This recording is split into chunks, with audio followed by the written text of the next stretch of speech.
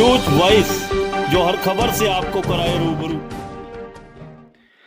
केंद्रीय मंत्री कृष्णपाल गुर्जर ने आज रेवाड़ी में विपक्षी दलों को जमकर आड़े हाथों लिया और कहा कि मोदी को राज देना विपक्षी दलों को हजम नहीं हो रहा है।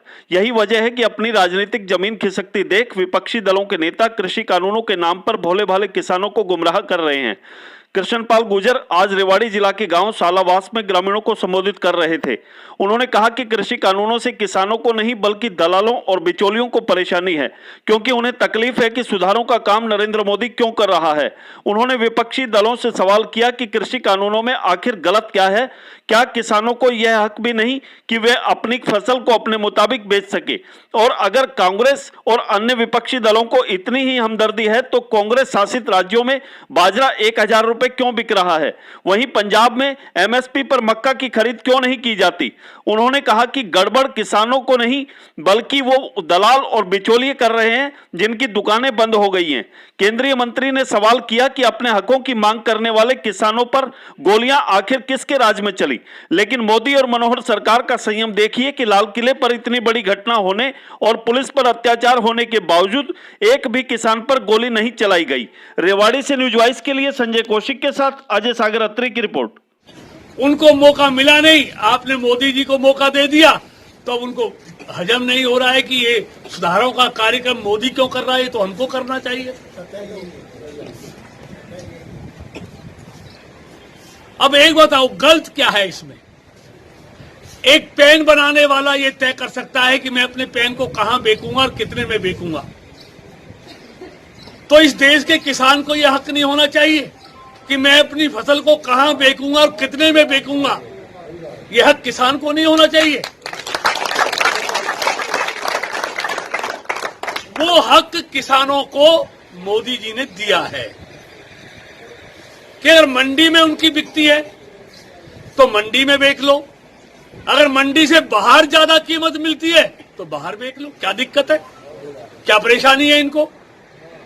लेकिन परेशानी किसी को नहीं है, परेशानी बिचौलियों को है, दलालों को है, जो बाहर का, यूपी का, राजस्थान का, दूसरे प्रदेशों का, वहां बाजरा 1000 में बिकता है, यहां 2100 में बिकता है। राजस्थान में क्यों नहीं बिकता? राजस्थान में कांग्रेस की सरकार है, हरियाणा की सरकार ने 2100 में बाजरा खरीदा, वहां कांग्रेस की सरकार है। जरा पूछो उनसे, तुमने 2100 में बाजरा क्यों नहीं खरीदा? लेकिन जो दलाल हैं, क्योंकि यहां 2100 रुपए मिल रहा है, राजस्थान से व्यापारी 1000 में लाता है, यहां 2100 में बेचता है, उन दलालों की दुकान बंद हो गई, वो गड़बड़ कर रहे हैं सारे। उनको परेशानी है। पंजाब में कांग्रेस की सरकार है,